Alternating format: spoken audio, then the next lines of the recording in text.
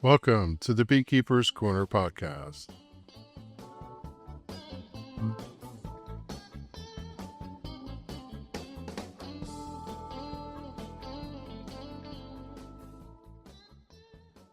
November 16th, 2025, episode 286, Foxhound. Hello, everyone. Welcome into the corner, the Beekeeper's Corner. I'm Kevin England. Today, I'm truly excited to share that I have a one-on-one episode with fellow EAS Master Beekeeper, Adam Hickman. Adam, welcome to the show. Hey, Kevin. Thanks for having me. I appreciate your time. Appreciate you putting on the podcast, and most of all, just inviting me to be on it. Yeah, and we caught up at EAS this year, and I really appreciate you making time for the show as one of the invited guests for the EAS episode. And we spoke on the side after that session and made a promise to reconnect, and today's that day. I know as far as beekeepers having stuff going on, you couldn't be more crazy. We're going to talk about a new store you're building, Hollywood movie, and other things might float to the surface. But I want to start with what we typically do when talking to beekeepers to just get a little background. I think beekeepers, when they hear another beekeeper talk, they always want to know where you're located, how long you've been keeping bees, how many bees you have now, and things like that. So, if you don't mind, Adam, can we start with just a brief introduction? Yeah, happy to talk about that. This was a hobby. It started as a hobby, just like pretty much every single beekeeper.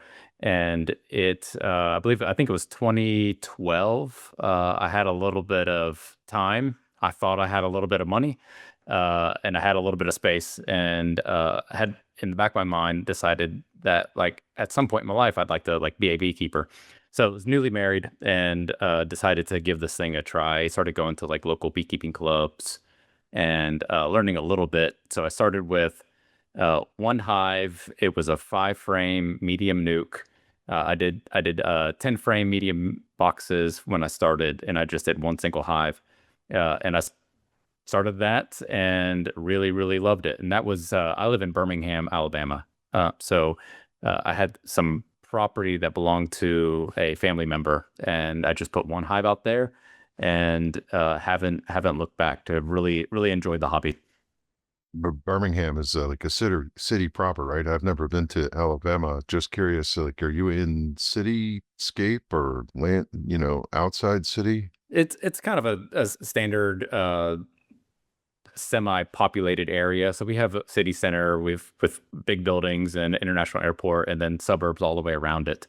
And then outside of that is agriculture. So Birmingham is at the very end of the Appalachian Mountains. So we have a couple small little hills, mountains that run through the city. We have actually a very diverse ecosystem in Alabama because we have the mountains at the northeast side of Alabama, and then when you get down to the southern side, we have our bays and our ocean, or Gulf of Mexico, or I guess Gulf of America, I guess it's officially called. But we have a lot of rivers, so we have a really great location to keep bees. Lots of good rainfall and flowers for them to forage on. You're south of Tennessee, but north enough to not be like crazy hot there, right? It will get into the high 90s consistently. We actually, this is mid-November right now, and we had our very first freeze last night. So we're cold enough to get snow. Don't get it every single year, but every 5 or 6 years we get enough to sled in, and for the schools to close down and everything. But we're still hot enough where we got plenty of mosquitoes, and it'll get up to the 100 degrees easily. Yeah, we got below 32 for the first time last night in New Jersey too. And you're kind of west, but on the same parallel as Atlanta, Georgia. Is that right? Yes, yeah, we're kind of a sister city of Atlanta. And like we get freezes, but like the last night was a pretty early one, and it was down to 22 like actual temperature, which is pretty low for us. And it unfortunately killed a bunch of my flowers, or killed a bunch of Yeah. the blooms. They were perennials, so hopefully they survive. Yeah, all of our herbs are gone. Unfortunately, the basil and all that stuff that we've enjoyed all summer long. How many hives you currently have, Adam? The number is always floating around 20. It always give or take around the year. The I honestly, just being truthful, I keep less bees and manage them a whole lot less than I used to. And that is just a function of time.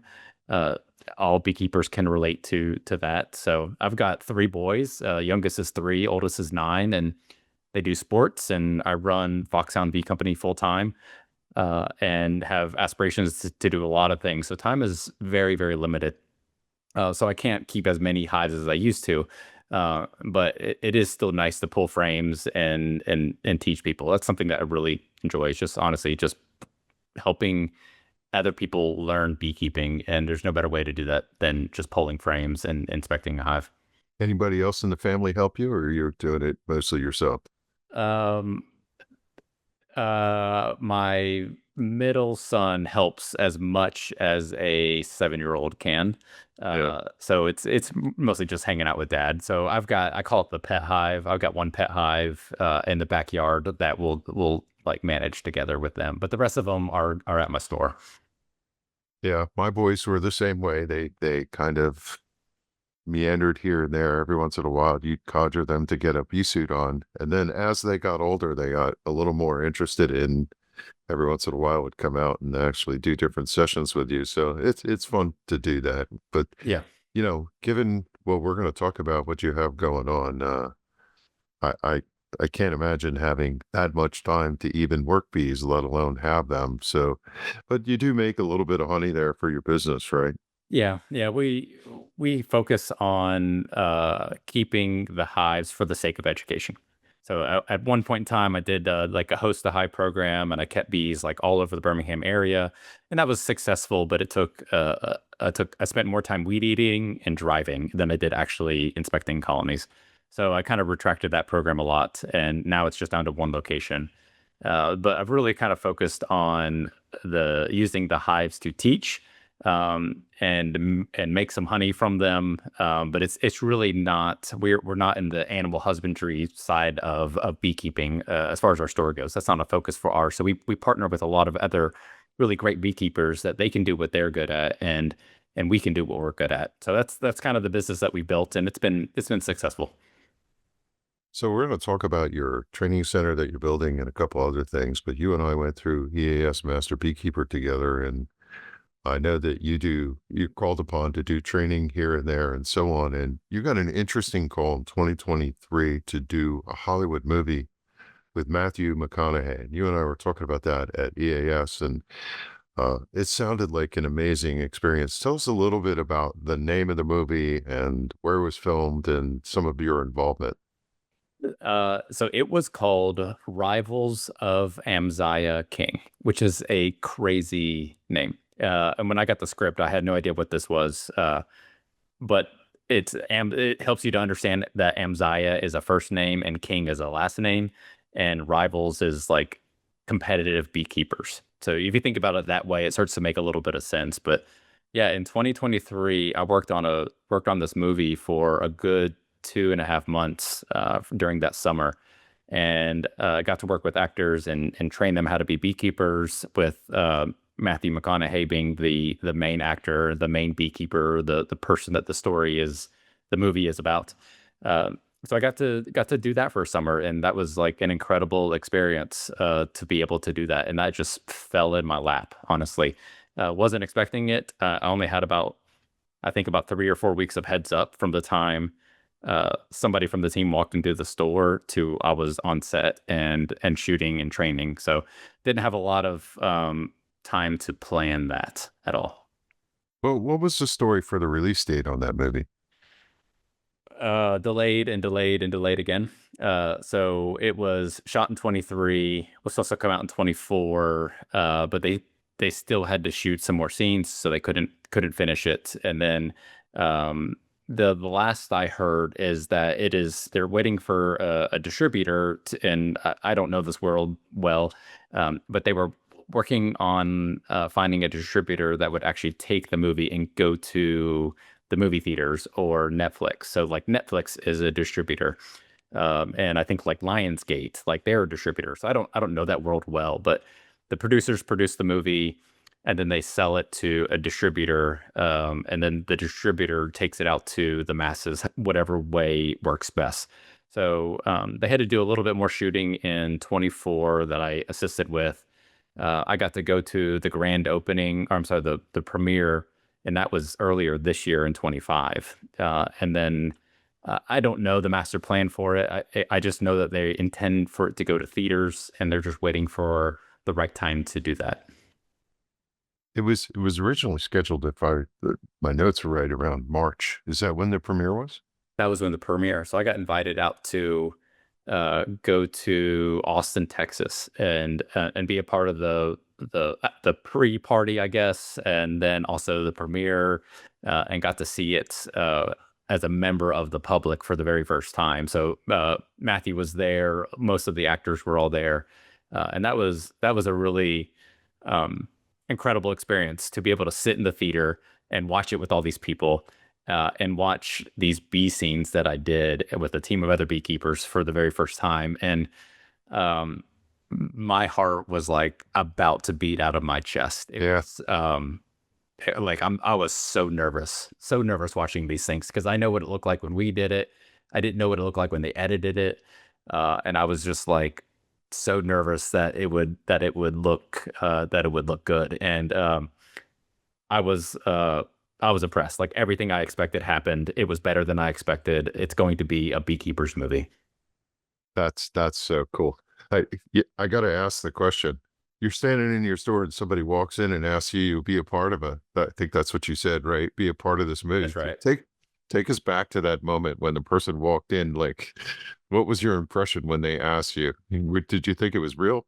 So they kind of buried the lead. And, they don't walk in and say, "Hey, I'm doing a movie with Matthew McConaughey. Do you want to do this?" So they kind of kept their cards close, and they originally just walked into the store because they wanted to see. It was a set designer, and they wanted to see like how do we stock things, how do we organize things, like what are the things that beekeepers have.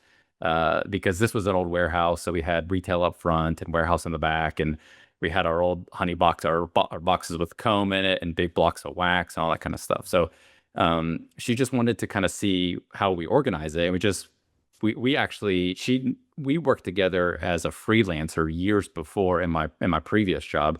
So we kind of knew each other a little bit, but it was kind of a glancing relationship. But she came in and checked out the store and really liked us, and we ended up just going out to the bee yard, and like we put a jacket on her and opened up a hive, and she just had a really great experience with us. And then that just kind of led to one conversation after another. They had some other beekeepers, and they didn't have a good feeling about working with them, so they ended up basically releasing them and then hiring me, and then I brought on four other guys to work on it with me. Wow, that's what a cool encounter, right? Who knew? You woke up that morning, and next thing you know, one thing leads to another. You mentioned your old store. I want to pivot and talk about a video I saw recently. You were closing the store for the final day, and I watched that video through, and I could see it was such a bittersweet moment for you, showing some of the reasons to move on, but some of the fond times it looks like at the facility that you were in. And I saw external shots of your store. It looked really professional. I liked the way it was laid out, different things like that. Let's talk a little bit about your old store, and then we'll talk about the new store. And I love to explore the journey of moving on. When did you open your old store? It was, I started moving product into it from my house in storage units. It was fall of 2020, so during the pandemic. And then spring of 21 is when I actually like opened it up and had like like actual store hours, brick and mortar store hours. So that was spring of 21. Were you in bee business before opening the previous brick and mortar? I mean, people ask me like, when did you start your business? And I don't know how to answer that question because is it like when I got my first bees? Is it when I did the LLC? Is it when I did the website? Like it was, um, it was doing all of this for a living was something I never allowed myself to think about because it was so implausible that I was going to do that. I had other plans for my career, and this beekeeping thing was an outlet, just like it is for most people. Just really enjoyed it, and I thought like this is cool, but I'll never make a living out of this. I was always an entrepreneur. I always kind of had that in me, and knew that I was going to do something, just didn't know what it was. And I would think it was 2016 or 2017. I kind of like had a website and started selling some things, and it just kind of grew organically one year after another, and it got to a point where I couldn't maintain my full time job and this pseudo side business that turned into What was your full-time job at that time? so for almost 10 years, I used to write recipes for food magazines. So if you opened up any food magazine and you see a recipe, there's a group of people behind it that made that happen. And one of those was a recipe developer. And that's what I used to do. So it was Southern living, cooking light, real simple, a little bit of food and wine, coastal living, eating well. I just did a lot of different brands. Both like prints and then also digital with some video. So that was my life for about 10 years. And then I slowly kind of transitioned into the bee stuff until I just I couldn't go through one more spring of being full time recipe developing and also this side business that was just absolutely consuming my life. And we were having kids, and my wife's like, okay, Yeah. people need to stop coming to the house. How do you start selling things? Like, how do you did you find a network? And I don't know, what was the first thing you sold? I know one of the things you sell is a line of bee jackets. Was that the opening, or how do you pick what to start with and then add new products and build those relationships?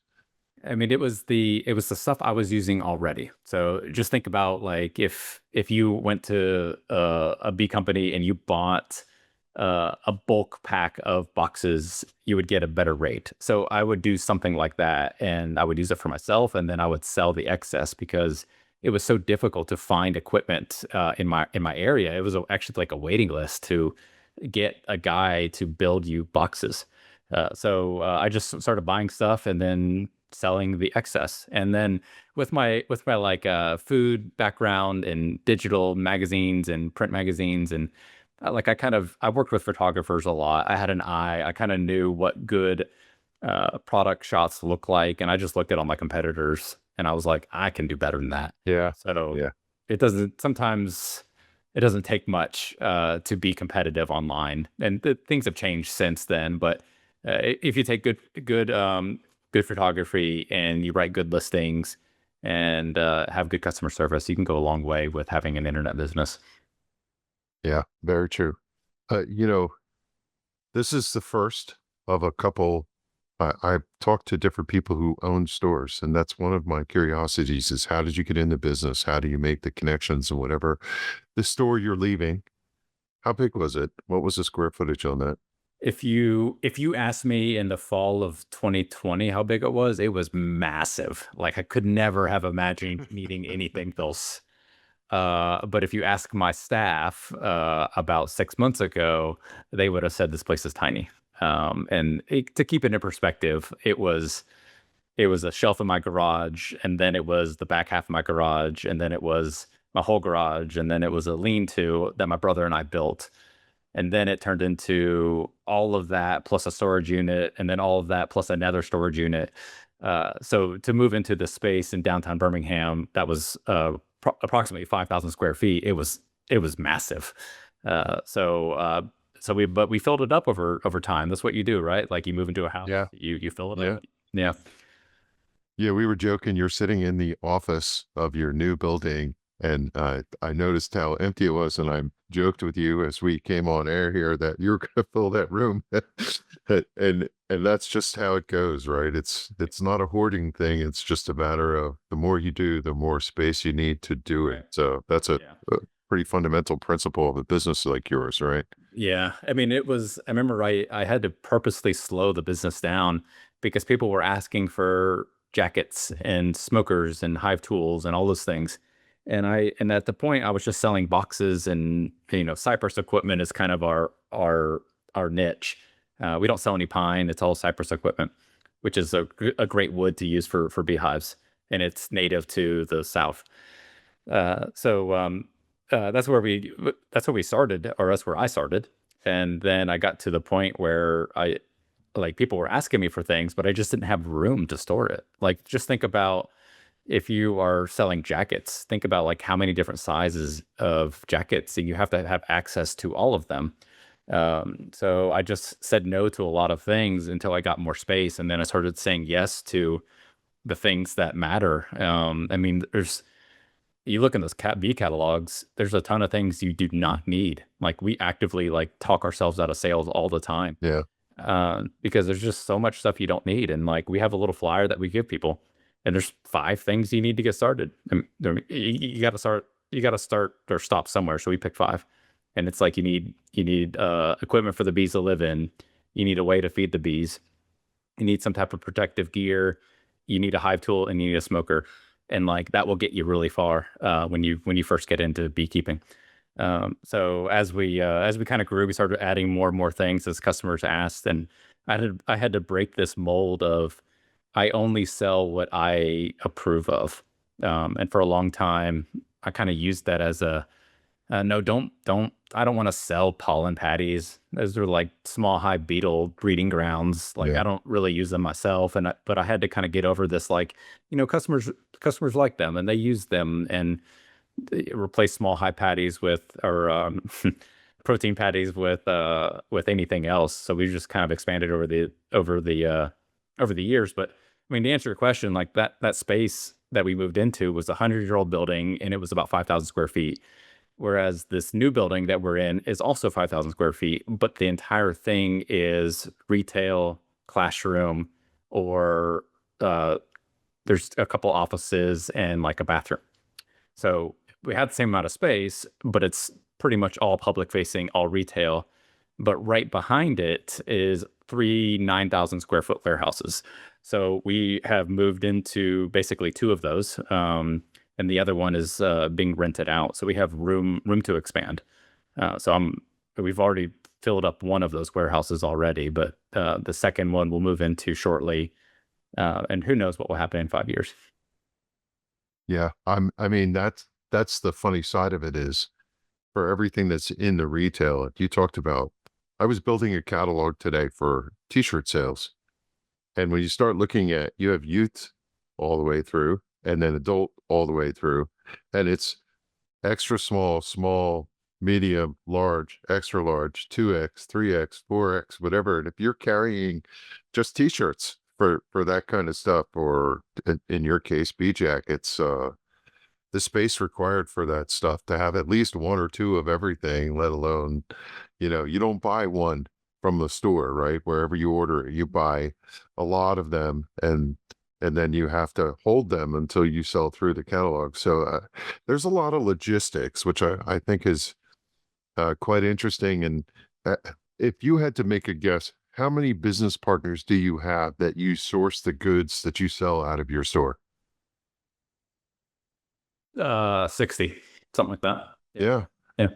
Yeah. And I would imagine that through the year, keeping in contact with those 60 providers is not a trivial effort, right? As to connecting back with them, ordering things, shipping, logistics, finding out what new products they have. Their salespeople are calling you and all of that. I mean, I think there's so much of the fabric of running a store, I'm imagining that people don't really kind of keep a sense of, right? They just walk in and buy themselves a new smoker, and now I'll have one of those and one of these or whatever. But the service that you provide to the community by having that, how many bee operations like yours are there in the Birmingham area, or like within 40 miles of you?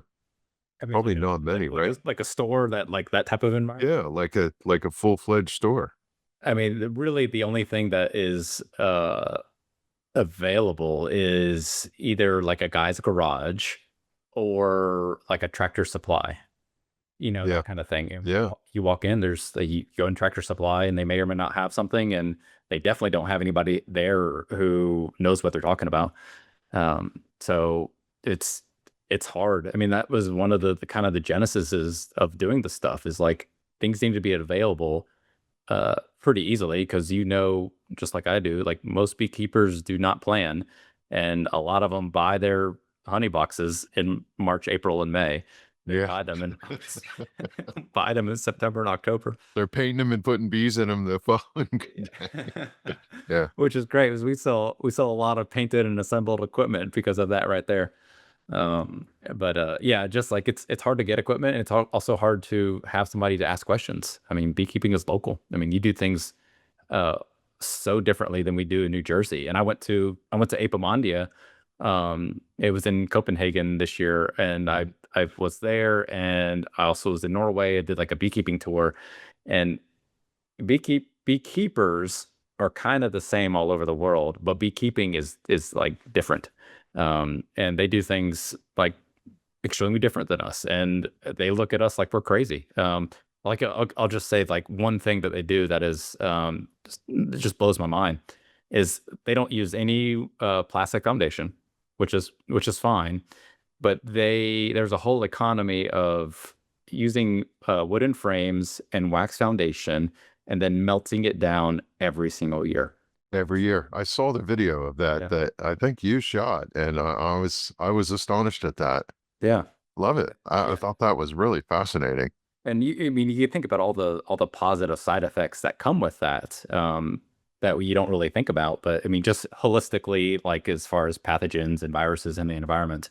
But I just thought that was just so interesting. And there's people who, they melt down the wax and they clean the frames up, and then they sell the wax blocks to uh, a foundation manufacturer, and they'll remold it and sell it, give it back to them, and they'll wire it back into the frame and sell it back to the bee or give it back to the beekeeper. So it's just an interesting thing, and everybody here in the U.S. is saying, cycle out your frames every 5 years, and if it's a honey frame that never had brood in it, like keep that thing forever. Like Yeah.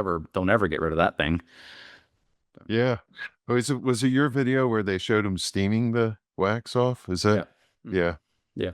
I did watch that. Okay, Appomondia. We'll put that on a list for someday maybe to chat about because I so wanted to go this year, but it just wasn't in the cards. But okay, so now the question I have to ask you is you operated this store. You started selling things in 2016. You opened the store. You're running, you're full-fledged, whatever, and you're going to make a change. It said you started on the new store in February of 2025, but you really started on the new store when? And you got to start with, I'm guessing, a clean sheet of paper, and you got to design the space. So take me through I can't imagine what that journey is like. I decide I'm going to build a store. You got to find a location and all that other stuff notwithstanding. But now you're looking at how do I set the footprint up? I was trying to design my kitchen in the IKEA kitchen designer thing. Right. Yeah. You could get lost in that so badly. So take me through a blank sheet of paper, and now you're sitting in the building. What was that like? What was that like? It's a it's really like it's a blank sheet of paper and a wish list, but it's also like good people around you to help like make these things happen. And like yeah, sort of. I think we broke ground in February, which is crazy. That wasn't that long ago. It's I don't have any hair really, but it was a lot of gray hairs ago.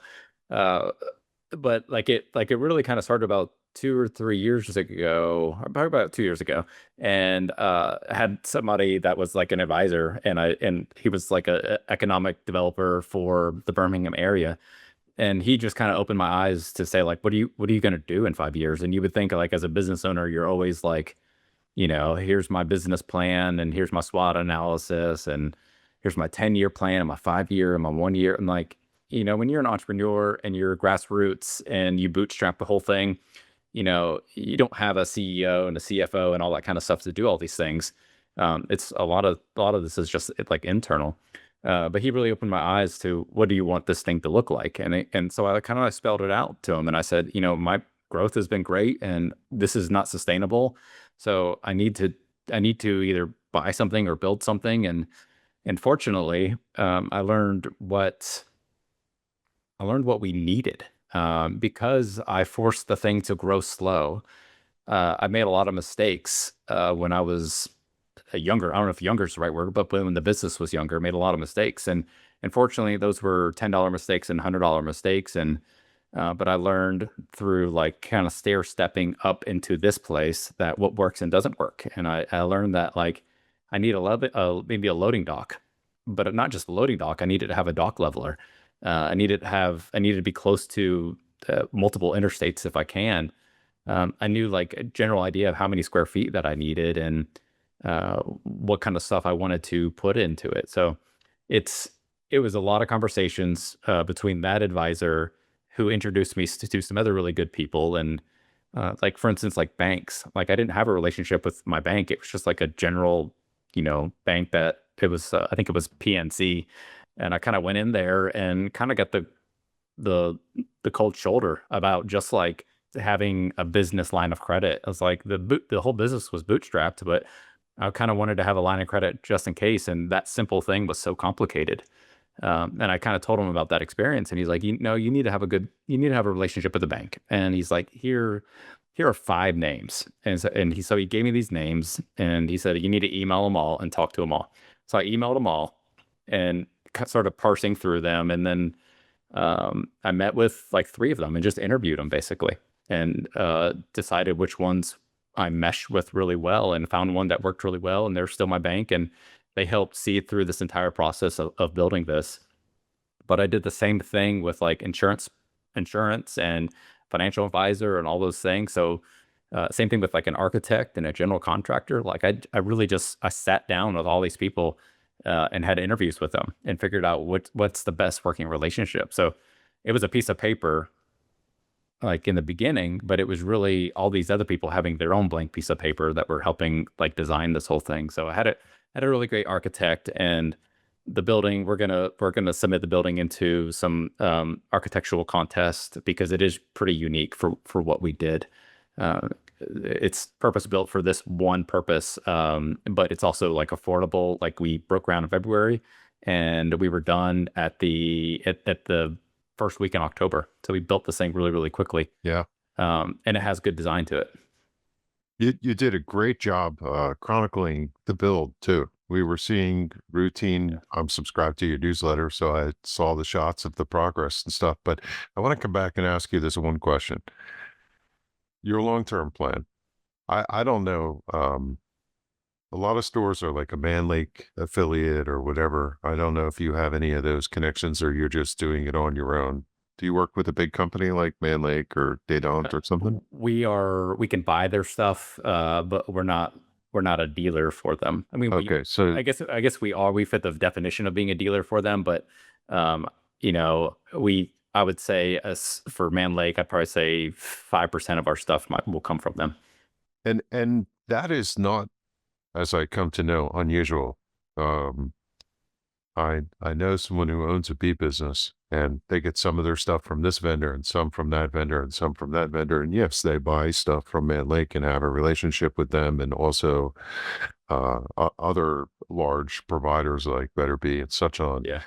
You go where you can, and you never know where the world's going to take you. But the question is this: 5 years from now, you have a single location you're building.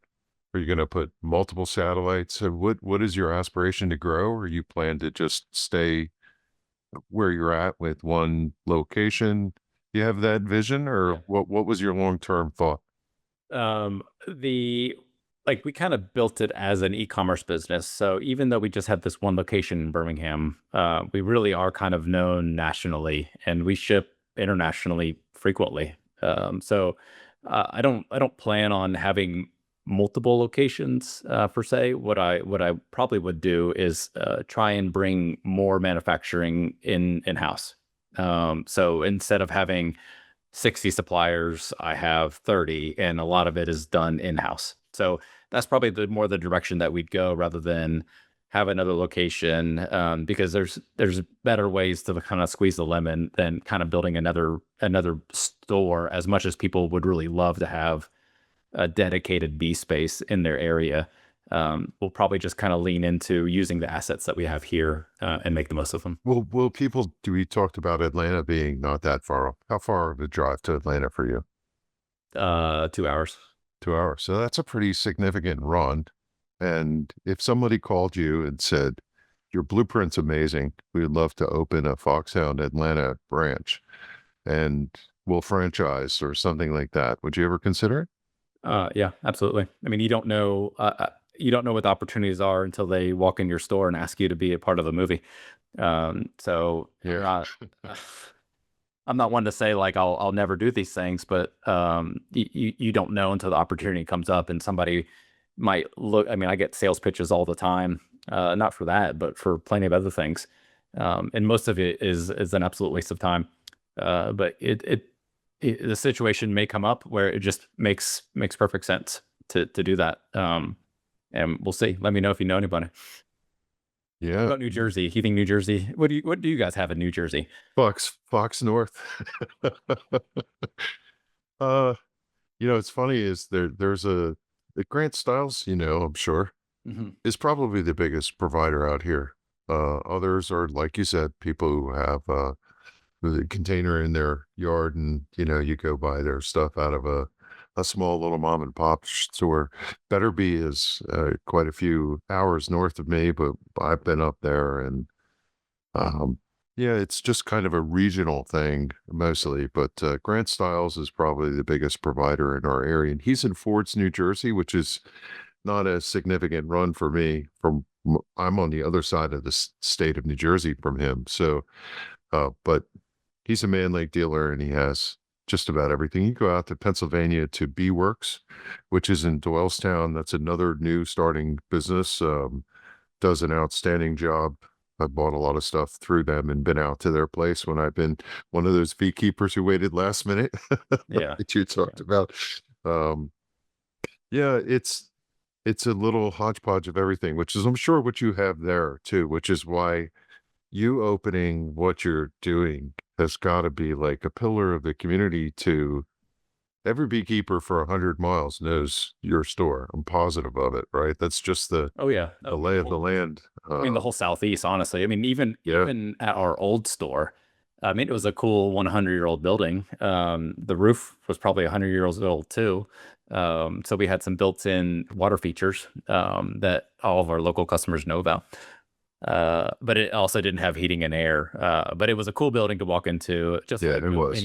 just like any old 100-year-old brick building. Like it's just cool to walk into it. But like this whole building that I'm in is like it's designed to be an experience. Like Better Bee is a cool place to go. Like you'll drive hours to go up to Better Bee because it's like a beekeeper's shop. Yeah, All it people is. yeah, and it's just neat to go to. And uh, Have you ever been there? The one I in haven't been in there, but like I know Oh what my they god. and I've seen a lot of their content, and I'm like that seems like a cool place to go. And I know a lot of people just love making the drive up there, and that's what this will be, but with a twist of I'm thinking about like the next generation of like I don't want to say beekeepers because like I don't want just to produce like beekeepers. Like I want people to like be stewards of our bees and our environment and support other types of bees, not just like the honeybee. Like we know the honeybee is awesome. But like I don't want people to walk into a store and be discouraged because hey, we need $1,000 or $1,500 or whatever it costs to be a beekeeper. Like, and you and I both know that beekeeping is not for everybody, and there's a lot of people that should absolutely not Right. do it at all.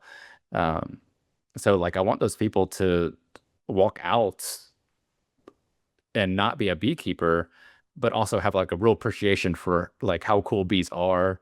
That a honeybee is just one of 20,000 types of bees, and we have all these other ones that are just as important.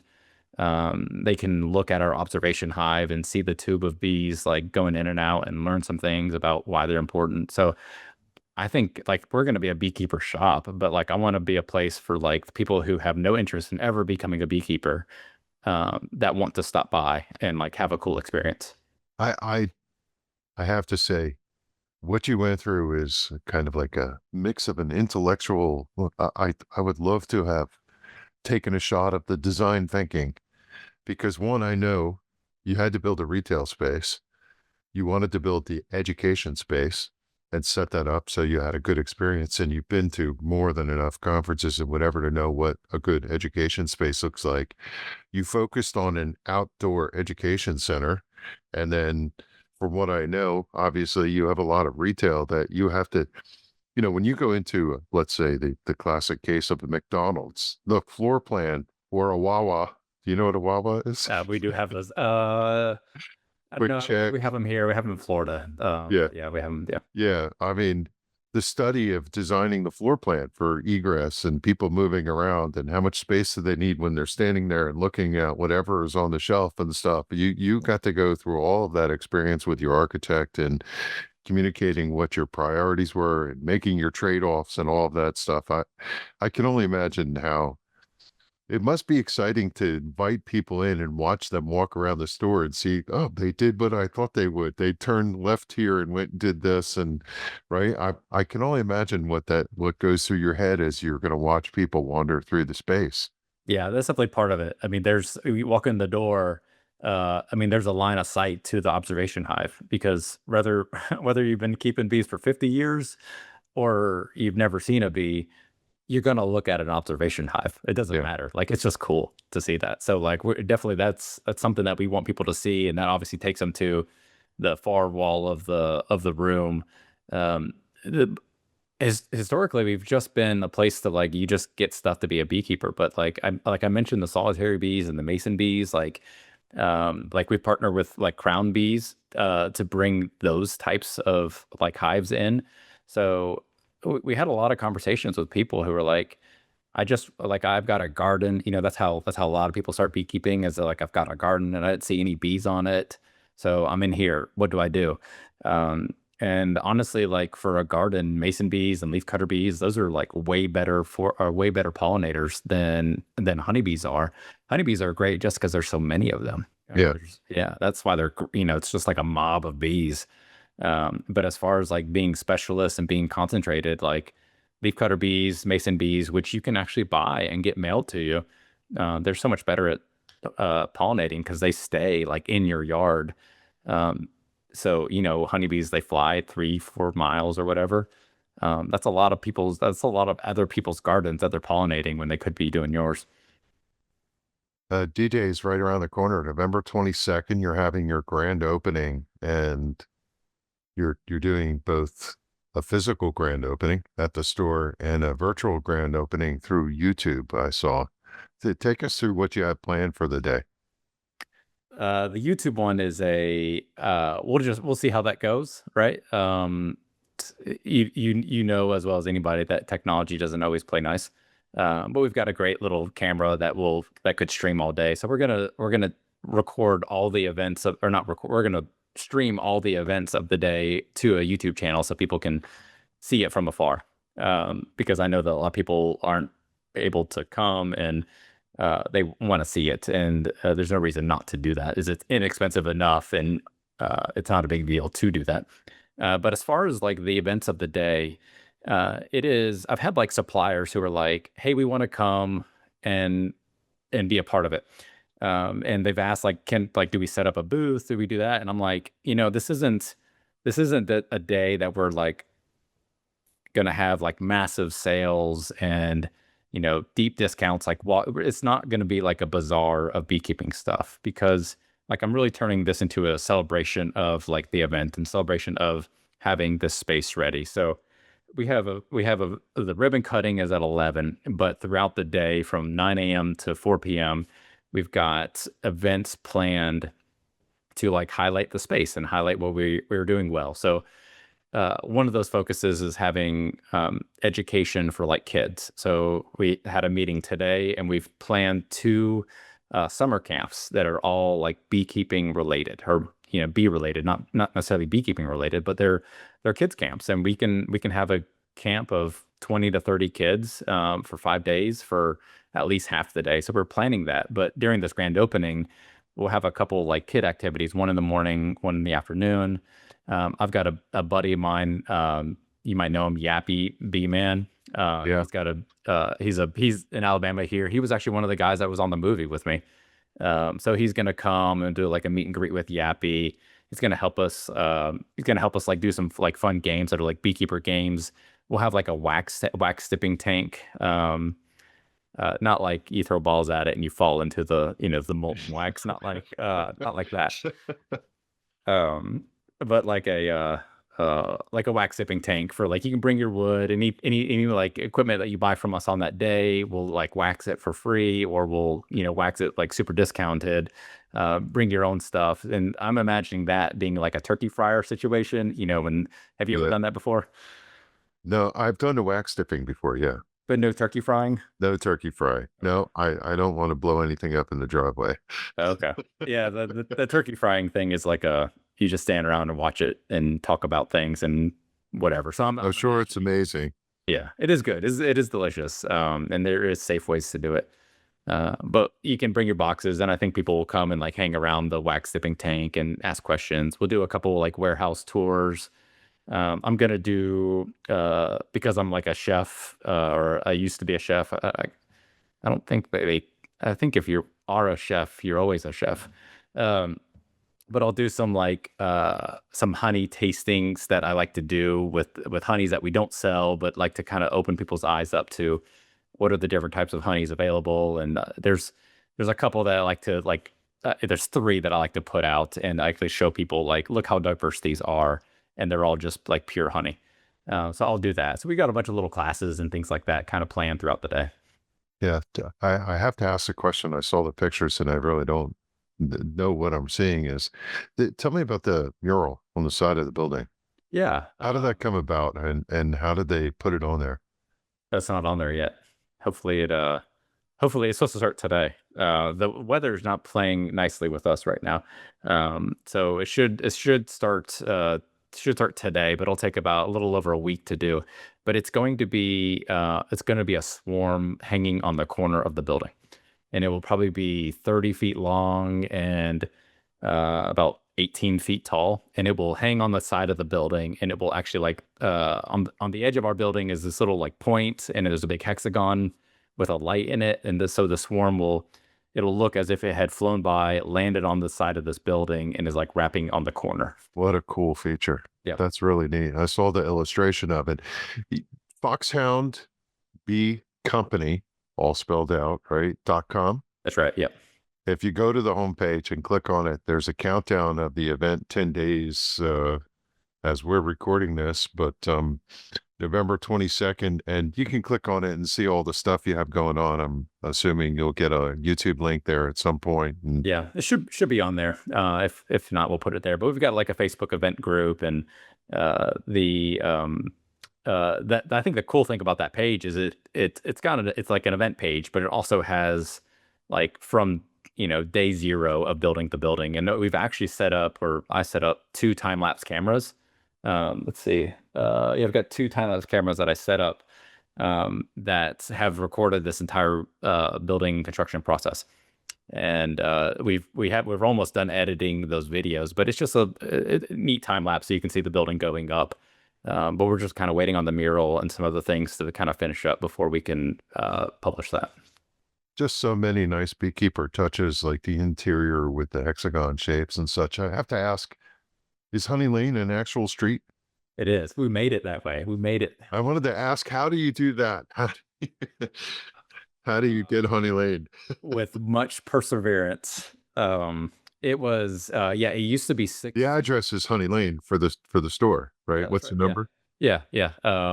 Yeah. So it used to be 16th Street North, which is pretty much the most boring name and mouthful. And so we had the opportunity. We were the only parcel on this street that has an address that is on that 16th Street North. There's a lot of others. There's a baseball park, a baseball complex right across the street. So there's a lot in the area, but we were the only parcel that uses that address. So the city of Irondale is super excited about having us here. So I pitched changing the street name, and asked what it takes to get through it. And it wasn't that difficult. City council approved it. I had a voting process with our customers where we put out but we took in a bunch of names. We took in probably 100 different names and then aggregated that and figured out which were the ones that are the most common. And that was probably 7 or 8 of them that were the most common amongst all the recommended ones. And then we kind of broke that down into a list of 4, and it had to be like easy to say, had to be on brand. It had to be something that works for somebody else. If I'm not in this building, it still works for them. So we put it to a vote, and those 4 of them, and the winner was Honey Lane. So we put that towards city council. They approved it, and then it went to the county, and then they said that's fine. And then the hard part was getting the U.S. Post Office to acknowledge it, and Yeah. that was a headache. Holy cow! Because not only was the street name changed, the the building was new, and there had never been a building here before. So I basically had to go from a parcel to 316th Street North, and then I had to change that street name to Honey Lane, and I got the post office to recognize that, which was a huge headache. And now Apple and Google and the USP or the post office and FedEx and UPS, they all have to. Anyways, it is a huge headache, and it was. I don't Do you have recommend anybody to do it. partition them, or do they just have to suck it up and do it for you? If the USPS is the trigger for the whole thing. So if the Oh, post okay. office Yeah. says yes, they can, and then everybody else listens. But even like Google, like I had to fight really hard to get them to change it, and I still think if you look on our maps right now, it still doesn't say 16th Street North on the map. But if you use Google Maps to get here, it says turn on Honey Lane. Yeah. So anyways, it's just I looked it up and it says 16th Street on the actual road name, but it found Honey Lane and yeah, pointed at it. And yeah, yeah, well, yeah.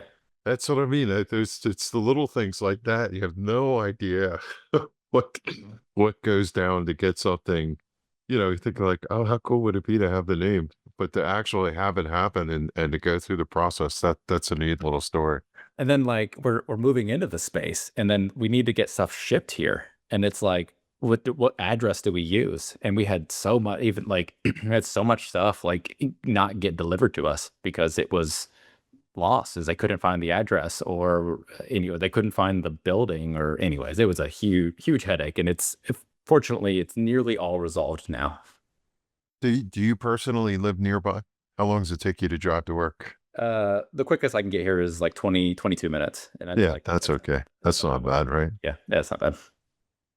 I would imagine there's a lot of 7-day stretches there, right? 7 days a week kind of thing with your When you're an business. entrepreneur, it's 7 days in your head constantly. But I do have a good team, so I don't always have to be here, which is I'm thankful for. And I just have to kind of expand the team a little bit more. But I don't always have to be at work, which is nice. Like I've got to fly last minute to Florida this weekend, and the store's in good hands. Like I don't have to be here to make sure it runs. Yeah. Okay. Anything else you want to tell me about the store? I'm It's excited for you. yeah, thank you, Kevin. I appreciate it. I'm excited to have it and be able to like share it with people. I can't wait for the first like kids group to come in and like go up to the observation hive.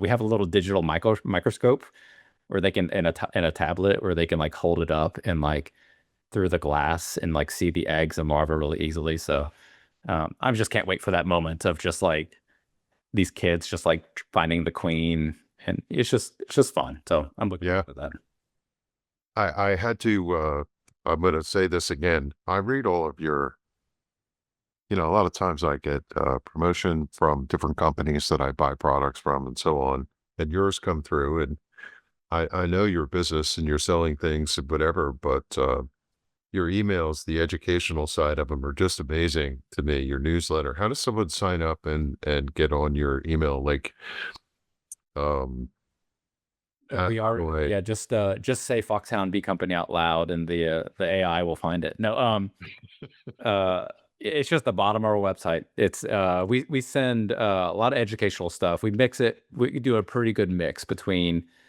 we're promoting things that may or may not be on sale but matter this time of the year. And then also we've got, and I wrote most of them, but we have over 100 blogs. Probably have 115 blogs now, and they're all pretty substantial. There's a lot of them that are like 2,000, 3,000 words, and I wrote most of those. It's enough to turn into a book. But we do a lot of educational stuff. So Kevin, I appreciate you mentioning that because we do put a lot of work into not just selling stuff to people, but actually kind of teaching you and helping you be a better beekeeper.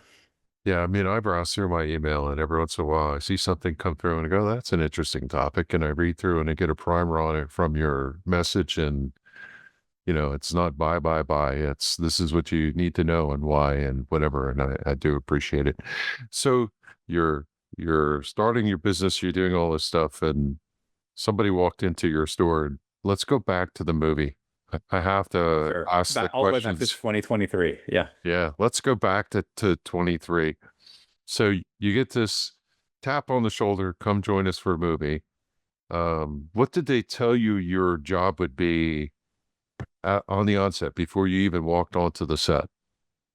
I signed an NDA, of course, and then they gave me the script with all of the beekeeping scenes in it.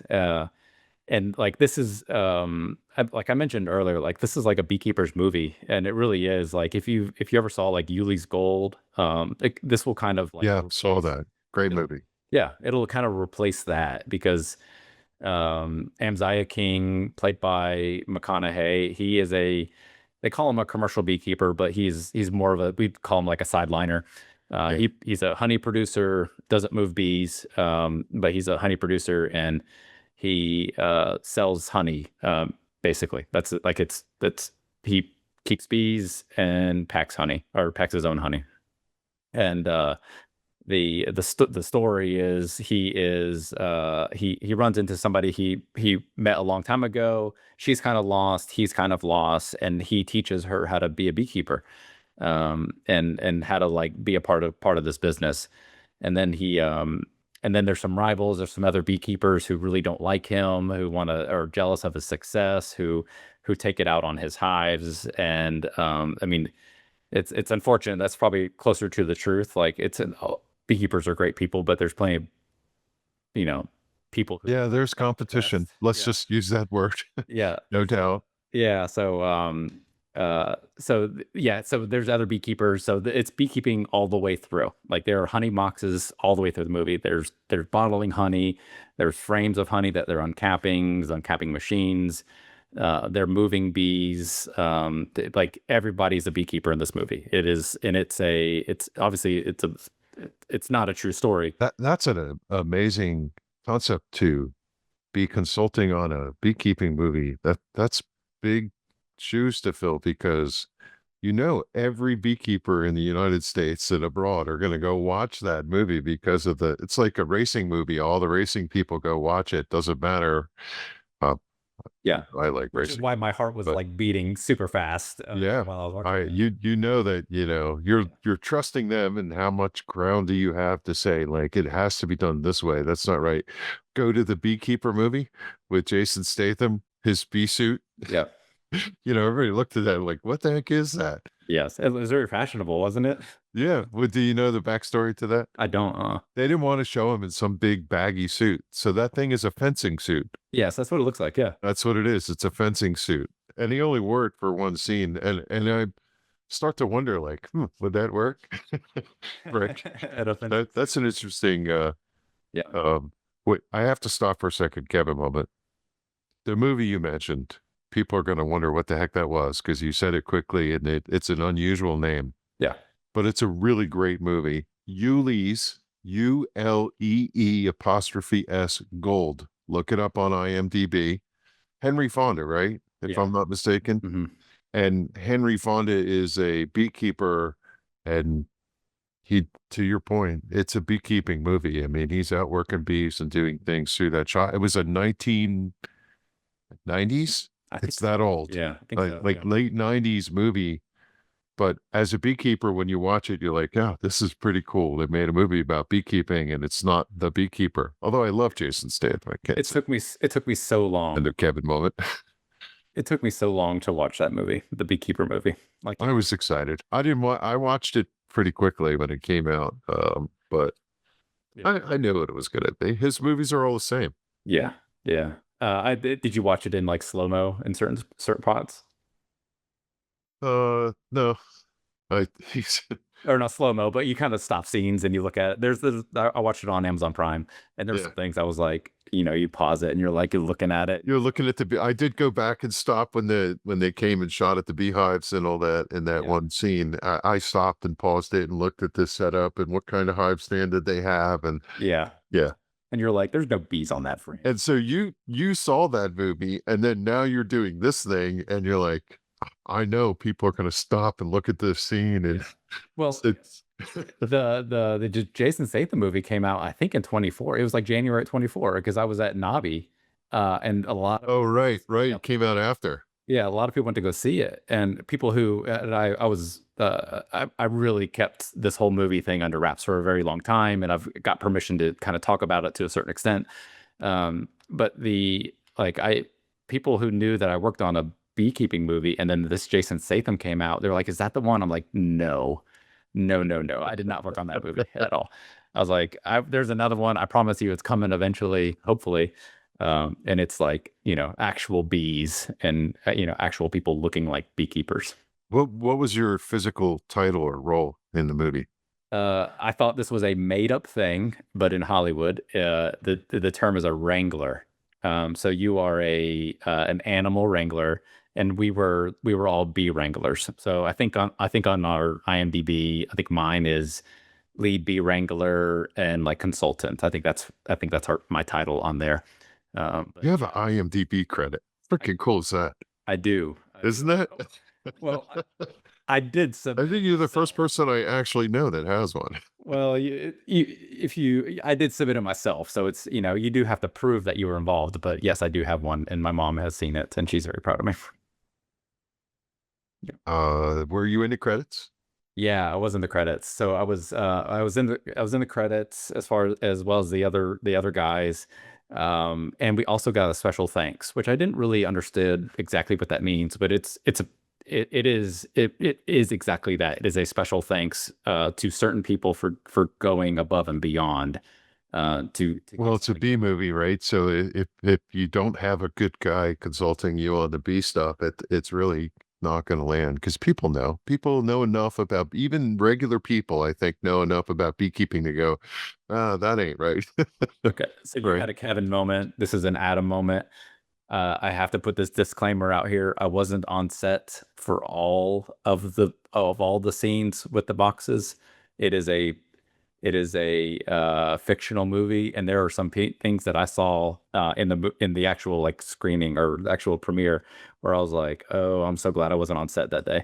Because I can't, it's not a documentary. I can't, like, even when I was Right, reading the right. script, I can't go to the director and say, "Hey, director, record scratch. You're going in this direction. You need to, like, that's not right. It's not accurate." Like, I can't do that. There was only one time in the movie or when I was on set, and it was in the honey processing room where I stepped in, and it was a moment where uh, it was the director, it was Matthew and myself, and there was something happening, and it was hard for Matthew to like wrap his mind around like, why am I saying this? Like, what is the situation?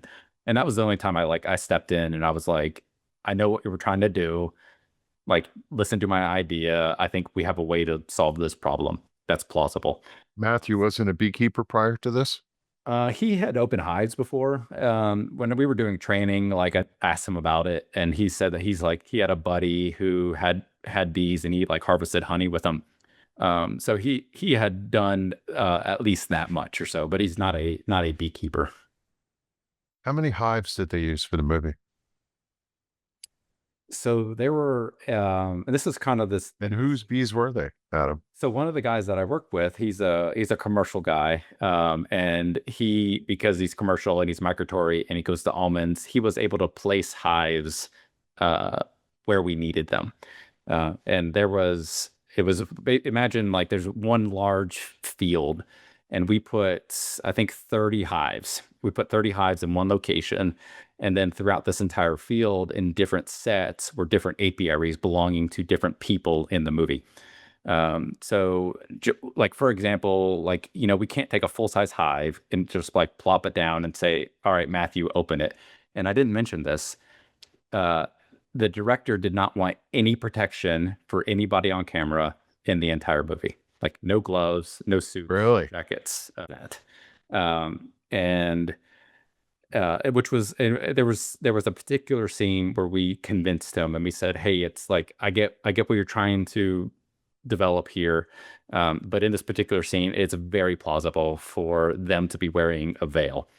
So we were able to convince them to do it for that one scene, but the rest of them, they're real bees, and there's no veils, no gloves, no nothing, except for the people who were on the crew. They had it. But like, you can't just like plop down a hive and say, "Okay, Matthew, open this up," because the bees are not going to be happy, right? So we did a lot of things throughout all of these shoots to keep Beekeeper or to keep the actors and the crew as safe as possible. So, like one example of this is obviously when we pulled the hives, we pulled nice hives and good genetics that are, not ornery.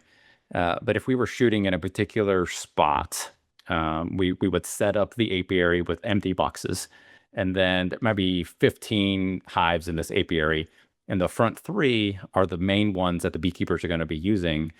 We didn't need to load all 15 hives with bees, so there are just too Right. many bees in the area. So because this fake apiary is about 100 yards from the real one, the night before we would shoot, we would go and get 5 to 10 frames, including the queen, from the brood nest. Um, and we would take all these and put it into the lead hive or the lead hives that they were going to open up. So by the time we shot the next day, any old bees or any foragers that were there had flown back to the original location because it was only 100 yards away. So the only thing left in that hive was a queen and a whole bunch of workers. So when they pull these frames out, it's just a bunch of nurse bees, Yeah. and it's just And if you feed them and feed them and feed them, they become even more docile, right? So we did we fed these bees a ton, and we similar to the process of making a bee beard, right? You yes set the bees up the same way. yeah, which is what we did. We did 2 of those on that movie. Yeah.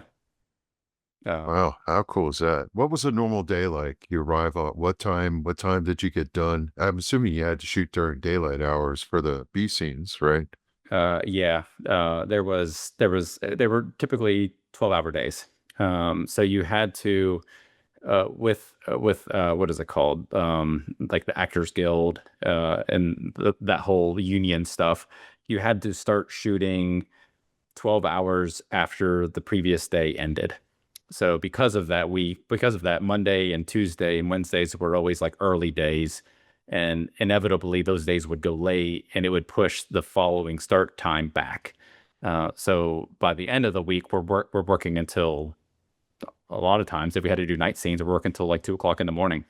So they were typically 12 hours on set, and then probably 2 hours of driving, or 10 hours on set plus like 2 hours of driving. And because we're beekeepers, we had to do things to prep the bees so that we could get to set on time. So there was a lot of those were extremely long days. And that was difficult to kind of get through that period, but we did it. It was a good team of people. Here's the personally, Who were the other beekeepers? So say names yeah. so So I all get right, it credit. is yeah, of course. It was myself, Yappy B Man. It was Brian Booth. It was Tyler Walker, and Justin Hill.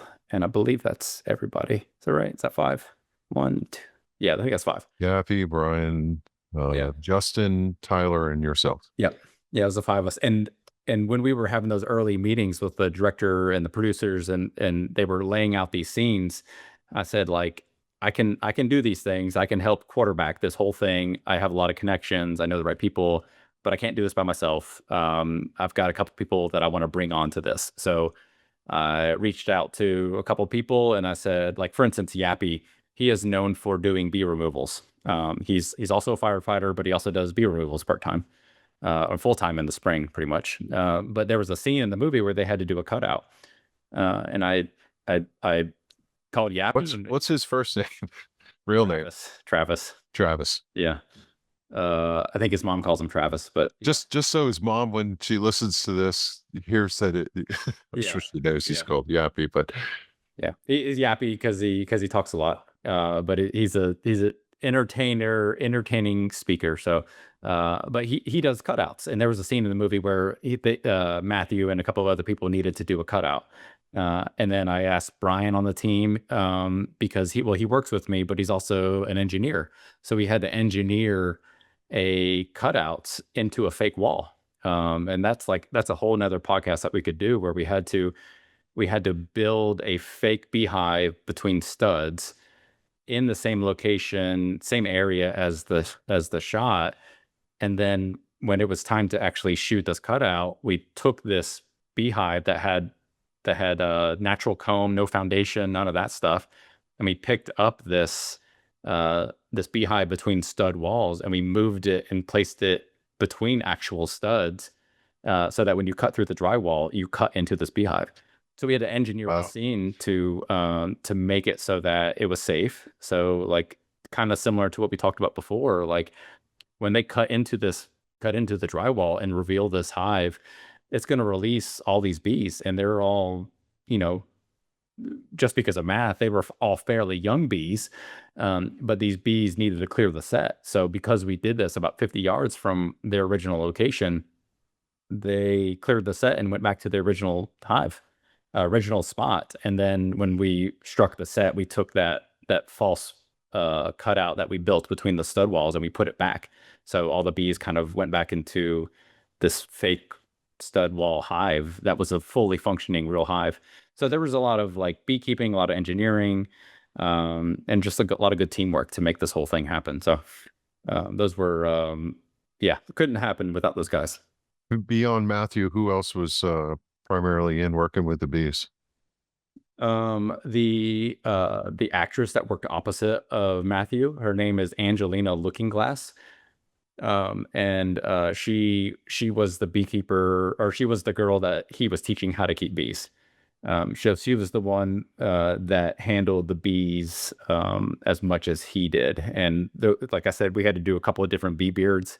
And those were the two people that were the fortunate recipients of those bee beards. How many stings for the movie? Did you guys keep track? Did you care? I think it was about 5, and it was actually pretty astonishing how few stings we had, because we had bees on set all the time. And it got to the point where the crew, like we would have these fully functioning hives, and the we would kind of like, we didn't want the crew walking in front of the entrance for reasons that we all know. Yeah. So we would kind of like put cones out and stuff like that. It'd be like, hey, don't walk in front of these. But the bees were just so like docile that they would just like, day one, everybody's all suited up in gloves and got their extra gear on and everything. It looked like a brand new beekeeper. And then like, That must have been, oh God, what a great picture that would have been. Like everybody wearing hazmat suit style, yes, yeah, like camera right? people They- and producers. And then like by the time we were done, it was like, hey guys, hey, remember there's bees here. Please don't walk here, yeah. and because everybody got so comfortable with it. But Matthew got during when we were doing training, we put suits on and stuff like that, and we finished up, and we had walked probably 30 yards away from the hives, and one bee stung him right in the forehead. And so we got that sting and found out that he swells up pretty good.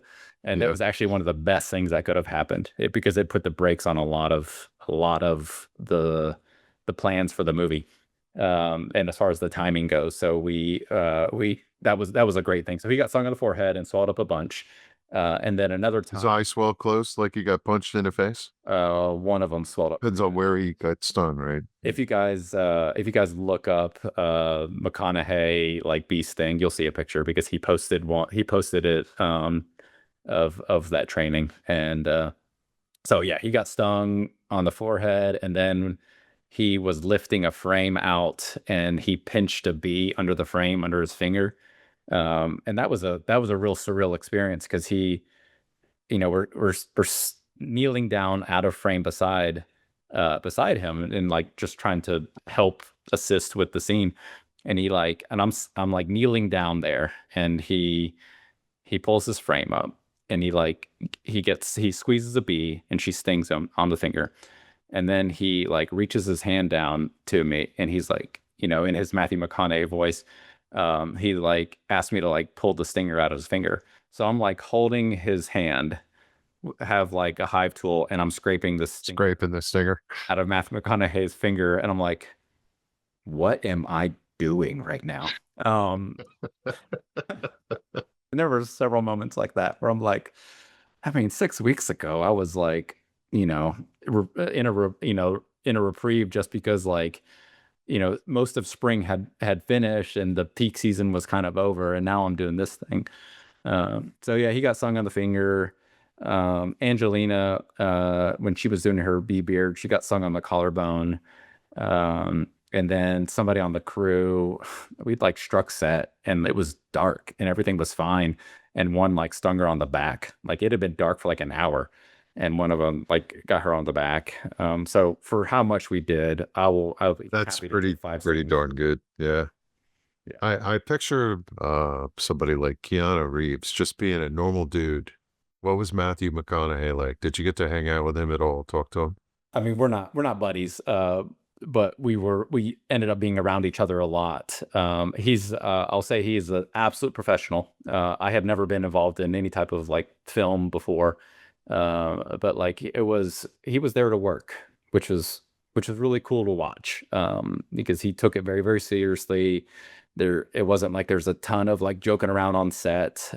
It was like I'm here to work, and I'm the professional, and I know I'm the kind of the leader of this group. When we were doing training, it was very much, it was all the actors there, and it was the first time they had been around each other in that setting. And I could tell he was like trying to build the camaraderie between everybody, but also try to learn beekeeping and how to hold a smoker and hold a hive tool. And when don't ever put a hive tool down, here's how you lift a frame, that type of stuff. So but he was spending a lot of time like working with the other actors to like make everybody comfortable so that they would have a good connection on screen. And the girl who was working opposite, Angelina, I mean, she did phenomenal, and that was her first movie. And I could not imagine. And I think she was 17 or 18 at the time, and like, I hope she wins an Oscar for like best supporting actress, because she was absolutely phenomenal. And it was really cool to kind of like see her grow up in the movie while I was watching it, but also like really come into her own while we were filming it.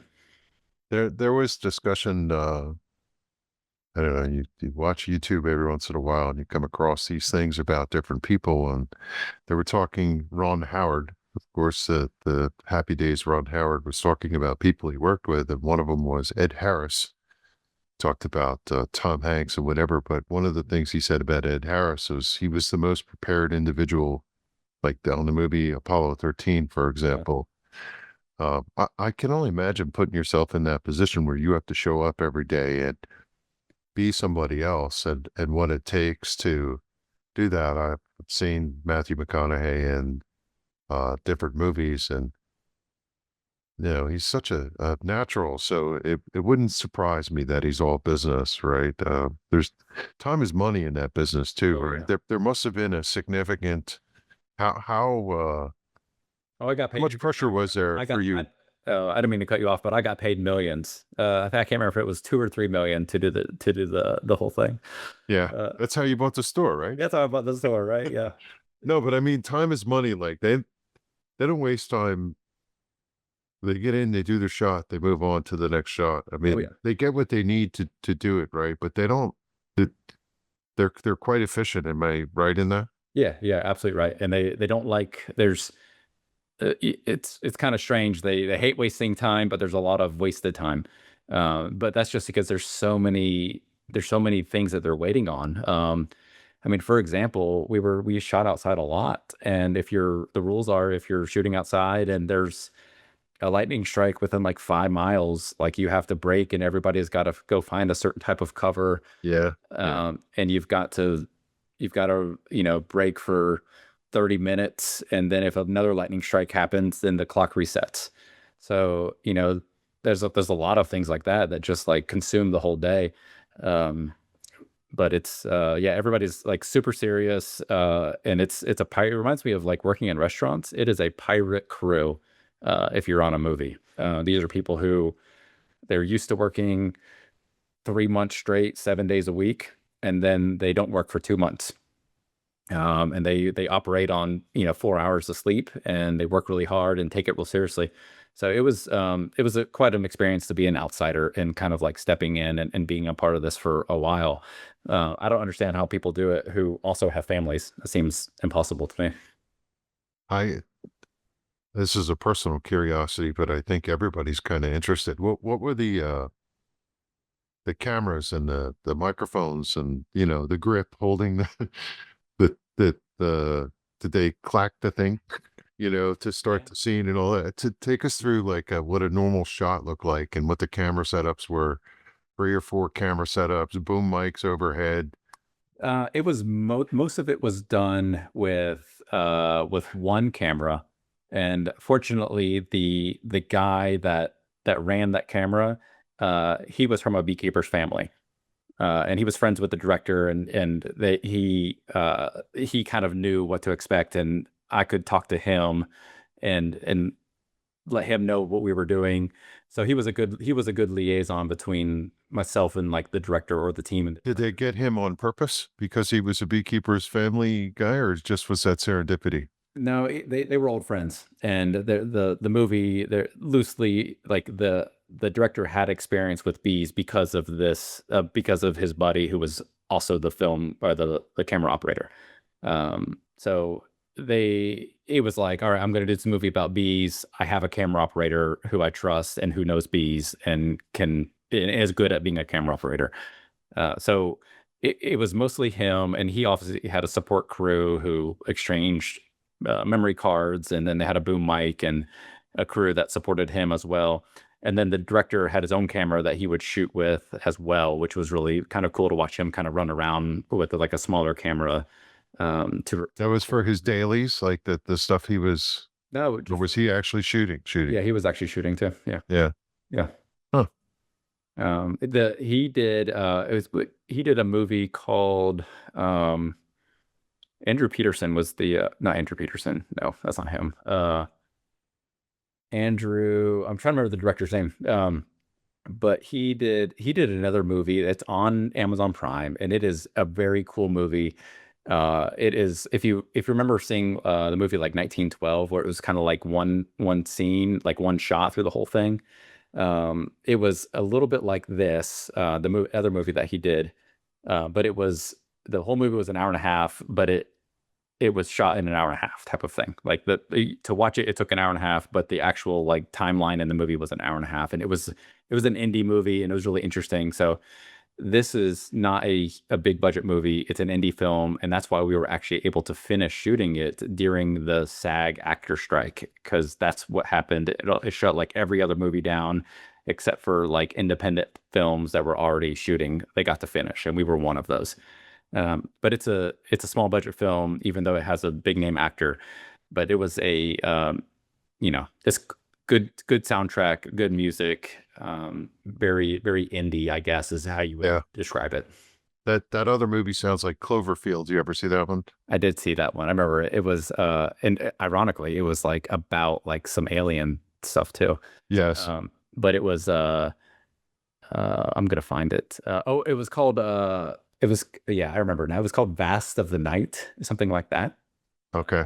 Yeah, Vast of the night. Vast of the I Night or see. Vast of Night or something like that. And that's the same director that did this movie, and it has Oh, that cool. same super unique style that you don't find in other movies.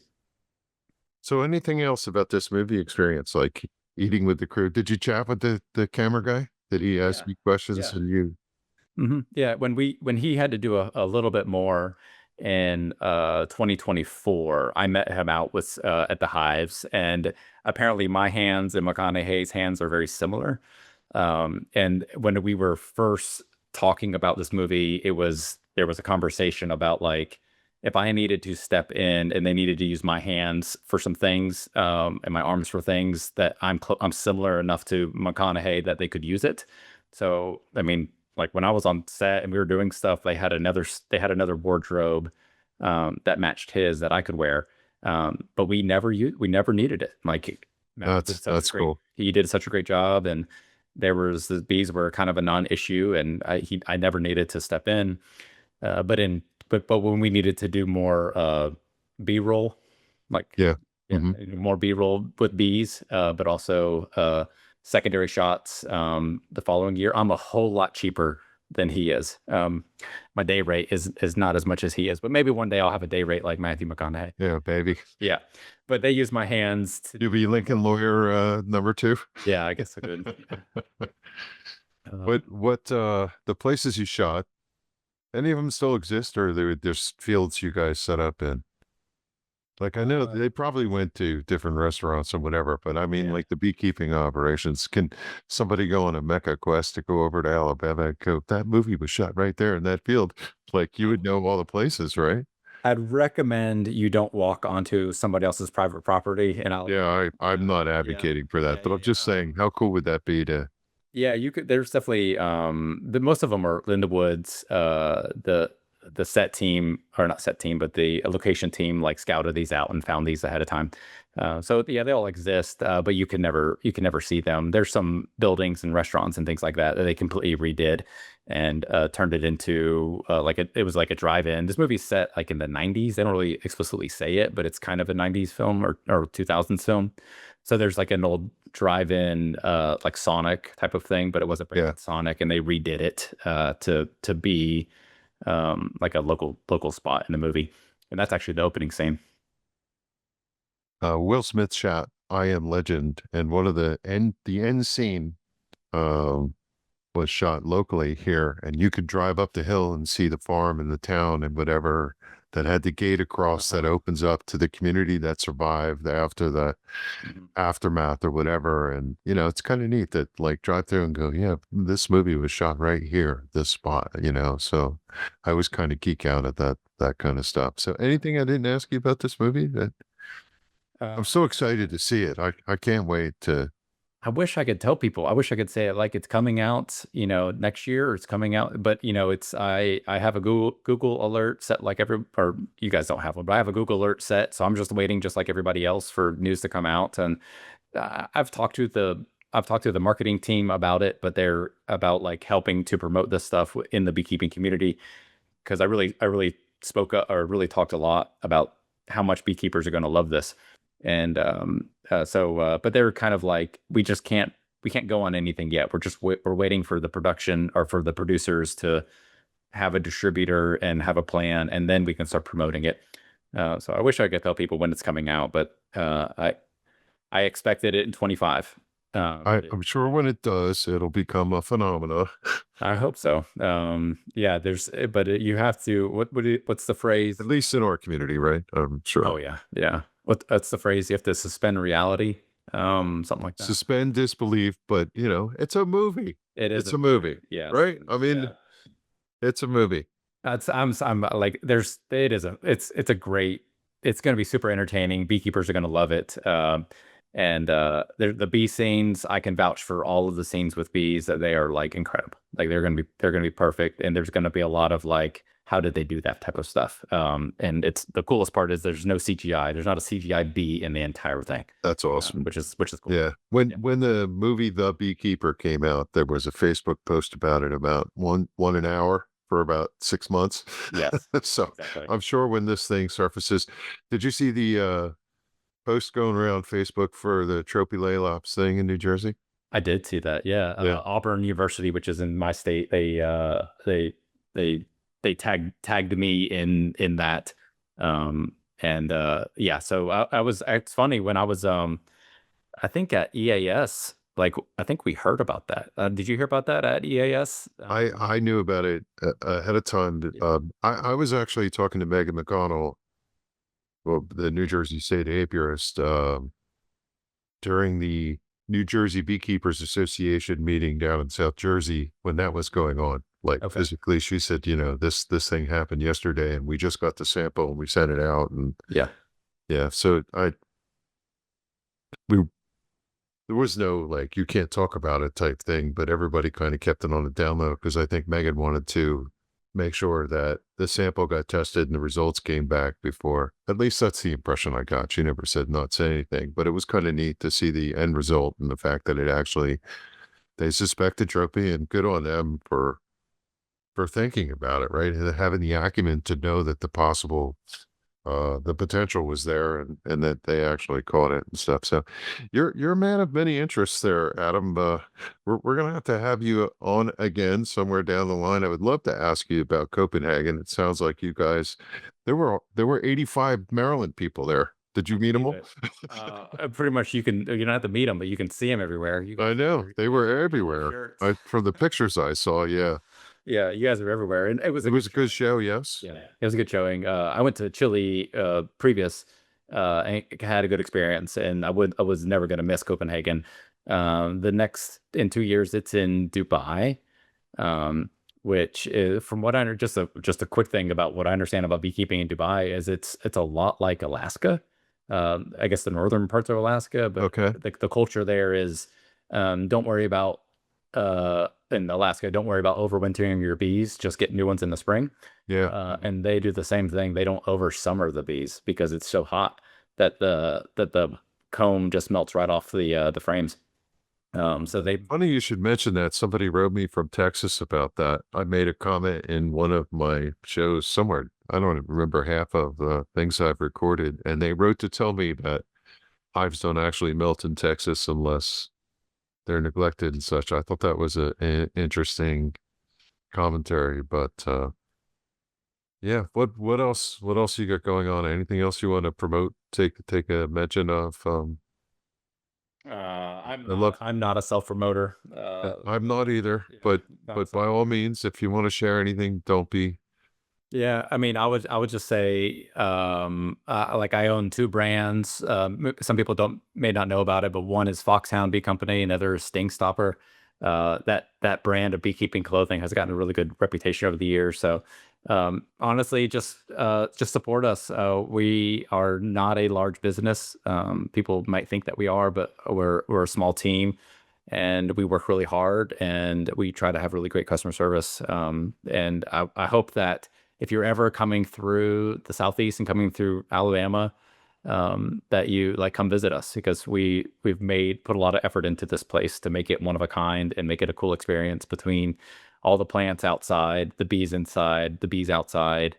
It should be a cool place to visit and worth stopping over to check out. So hope people can follow us online and be a part of our grand opening, whether it's in person or digitally. But we'd love for you to be a part of the Foxhound family. Website address again, Yeah, foxhoundbeecompanY.com. that's right. And I think we have foxhoundbco.com too. But yeah, Foxhound Bee Company, and it's named Foxhound because that was the breed of dog I used to have when I was hustling in my garage. I had a Foxhound, and he was like my shop dog. Like your mascot, that's cool. Yeah. So You'd make that sound like a oddity, right? Go visit a bee store, but I went to Better Bee and got a tour and whatever. I've never been to Man Lake. I've been to different Man Lake dealers, but never. When we went to England, I I drug my family to Thorns yeah. and went to go see that store because it's world renowned, right? Thorns in England. I think beekeepers should take a moment and go see different beekeeping stores. There's always something interesting in there that you've never seen before. I drove 6 hours in Italy in a little tiny car, a smart car on the back roads because I didn't know how to drive the interstates there to a beekeeping store and had a total blast. What a great story that is. So, yeah, Yeah. I don't think that's I out was of gonna the say, realm at all. I was like, I don't know if you're like me, but like a lot of times when I travel, I always look up beekeeping store near me or beekeepers near me or whatever, just to see see what's there. Yeah. Because it is I try interesting. to build a beekeeping thing into every vacation Sharon's gotten used to it over Yeah. time. So Yeah. yeah. Adam, this has been a blast. Yeah. I appreciate it. I feel more connected to the movie. I can't wait to see it. I wish you the best, nothing but the best for your company. I'll say it in advance. Congratulations. You're sitting in the building. It's done. One thing you had said to me is good enough is perfect, or at least that was your sense is you'll get your start and there's things that you got to fill in and fix and whatever, which is normal for every new business. But, you're sitting in the building as we speak, and that has to feel like a great accomplishment. And I'm sure after the 22nd is through and you kind of move past that chapter, you can take a breath and actually enjoy. It's got to be frenetic right now to get It to that is. day, right? It is. I don't. This is a terrible analogy, but it feels like it feels like that like week before your wife is due with your first baby type of thing, where you're just Yeah, like, hey, I know this thing is about to change. There's a lot coming on. I'm about to like step into something. That's what it kind of feels like. There's just something on the precipice that I am embarking on and excited about, but also nervous about. Um, and I am no way comparing a business to my first child, but it does have that same type of feel of something coming up. yeah. Listen, with that in mind, I know how busy you are, and I want to say I'm sorry, I don't remember. Is it Kate who I chatted with to book your Oh, time? Jen. It was Jen. Jen, Yeah. Yeah. sorry, Jen. Yeah. Tell her thank you, and I want to also say thanks to you. I know you're super busy right now. I appreciate you taking the time, and honestly, I wish you the best. And I plan to peek in. Can't come down to Alabama, but if I do get down there, I'm going to stop in. I would hope so. Yeah, So, I would hope so. Yeah. how far are you from Talladega Motor Speedway? 45 minutes, maybe. Oh, you know that someday I'm gonna make a trip to Talladega. I haven't Yeah. that's on my bucket list, so I'll be We over. got a spring opportunity and a fall opportunity Yeah. to do that. So yeah. All right. Well, All thank you right. for the invite, Kevin. I wish you the best and thanks for all the kind words. Yeah, thanks, Adam. Like our beloved bees, when beekeepers go together, we can accomplish great things. Thanks for listening, everybody. We'll catch you next time on the Beekeepers Corner podcast.